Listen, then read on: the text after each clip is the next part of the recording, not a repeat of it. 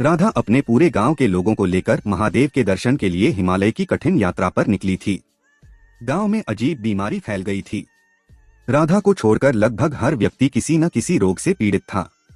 गांव वालों का विश्वास था कि महादेव के दिव्य स्थान पर पहुंचकर ही उनका कष्ट दूर हो सकता है, इसलिए राधा सबको सहारा देकर आगे बढ़ा रही थी। रास्ते में अचानक एक ऊंचे पर्वत की चोटी पर बैठा एक भयानक फिनिक्स पक्षी दिखाई दिया। उसकी आंखें आग की तरह दहक रही थीं। देखते ही देखते वह गांव वालों पर आग बरसाने लगा। आग की लपटों से लोग झुलसने लगे और डर के मारे इधर उधर भागने लगे। चारों ओर चीख पुकार मच गई। हिमालय पर ध्यानमग्न विराजमान महादेव यह दृश्य देख लेते हैं। भक्तों की पीड़ा से उनका हृदय द्रवित हो जाता है।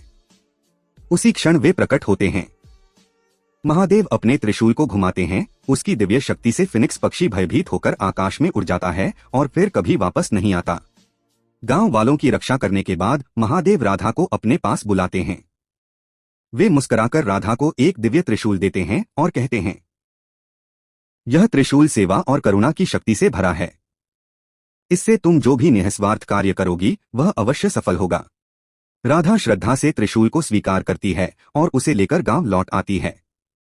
वह एक एक करके बीमार लोगों को त्रिशूल से स्पर्श करती है। जैसे जैसे वह आगे बढ़ती है वैसे वैसे लोगों के रोग दूर होने लगते हैं।